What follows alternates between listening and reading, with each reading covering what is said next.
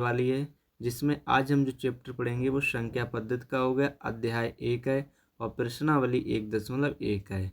प्रश्न नंबर हम पहला देखते हैं न्यू एनसीईआरटी बुक से।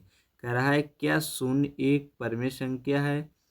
क्या इसे आप p बटा q के रूप में लिख सकते हैं, जहां p और q पूर्णांक हैं और q इक्वल नॉट 0 है। बेटा हमसे ये पूछा है जो शून्य है वो क्या एक परिमेय संख्या है, तो यहाँ पर हम लिखेंगे हाँ शून्य एक परिमेय संख्या है। शून्य एक परिमेय संख्या है। ठीक है बेटा, हाँ शून्य एक परिमेय संख्या है। इसे p बटा q के रूप में लिखेंगे। इसे हम p बटे q के रूप में लिखेंगे। जैसे जैसे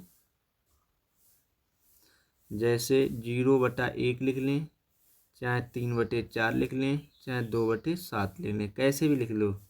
ठीक है, ये हमारी क्या हो गई परिमेय संख्या है। अब यहाँ पे लिख सकते हैं अतः जहाँ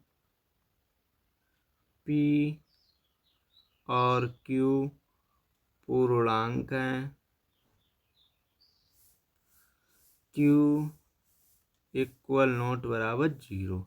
बेटा यहाँ पर हमसे यही पूछा था क्या शून्य एक परिमेय संख्या, हाँ शून्य एक परिमेय संख्या। इसे p बटा q के रूप में लिख सकते हैं, लिखेंगे या लिख सकते हैं कुछ भी लिख लो। जैसे 0/1 कामा 3/4 कामा 2/7। और बेटा जो p और q क्या है, अतः जहाँ p और q पूर्णांक हैं इसे हम लिख सकते हैं q equal not 0। q equal not 0 जो लिखते हैं इसका मतलब क्या होता है बेटा, इसका मतलब ये होता है परिमेय संख्या का जो हर होता है ये वाला हर कभी भी 0 नहीं हो सकता है। ठीक है, अब प्रश्न नंबर हम दूसरा देखेंगे। दूसरा कह रहा है 3 और 4 के बीच 6 परिमेय संख्याएं ज्ञात कीजिए। 3 और 4 के बीच 6 परिमेय संख्याएं। देखो यहाँ पे 6 पूछी हैं, जब 6 पूछी तो इसमें एक हम जोड़ देंगे 7 हो जाएंगे। ठीक है, तो यहाँ पर देखो पहले 3/1 लिख लेते हैं, ये लिख लिया हमने। फिर ये 4 दिए हुआ 4 लिख लेंगे, तो यहाँ पे हो जाएगा 4/1। अब यहीं पर बच्चों समझिए आप लोग, यहाँ पे देखो 6 पूछी तो 6 में एक जोड़ दो 7, तो अंश और हर में 7 का गुणा कर दो। इसमें भी अंश और हर में कितने का गुणा कर दो, 7 का। जब हम गुणा करेंगे तो 7×21 हो जाएगा बटे 7×1=7। इसमें गुणा करते हैं 7×4=28, 28/7। अब देखो 21/7 और 28/7 के बीच में हमें 6 परिमेय संख्या लिखना, तो चलिए लिखते हैं। तो देखो 21 के बाद क्या आ जाएगी 22, तो 22/7, 23/7, 24/7, 25/7 और 26/7, 27/7। अब देखो इन्हें गिन लीजिए, 1 2 3 4 5 6, हमसे 6 पूछी थी।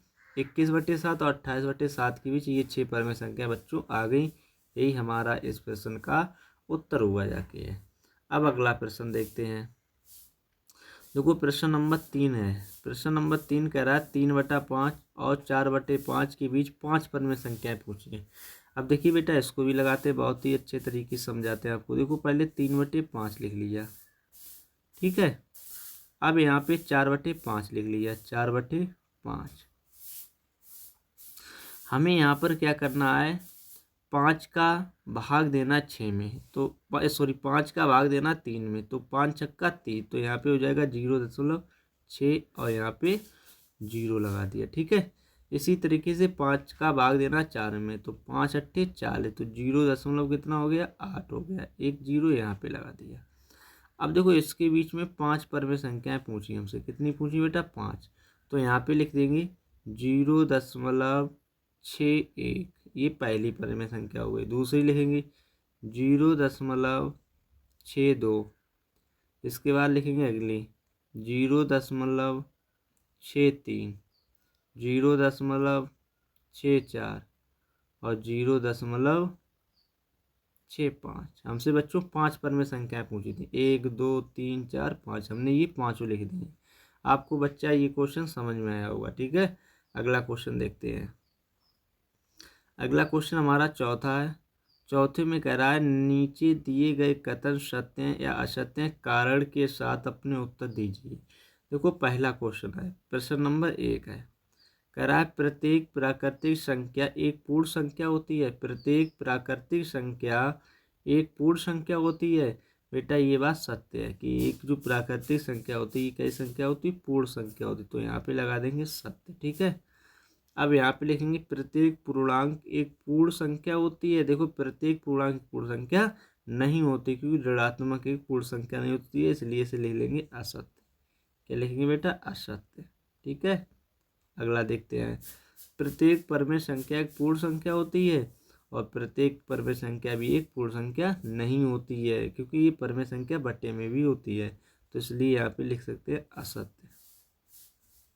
ठीक है, तो ये हमारे प्रश्न लग चुके हैं। हमने आज प्रश्नावली 1.1 को ख़त्म किया है, समाप्त किया है। कल जो लगेगी, अगले दिन लगेगी जो प्रश्नावली होगी, वो 1.2 को इसी तरीके से उसको भी बहुत अच्छे तरीके से आपको समझाएंगे। तो क्लास में बने रहिए बच्चों।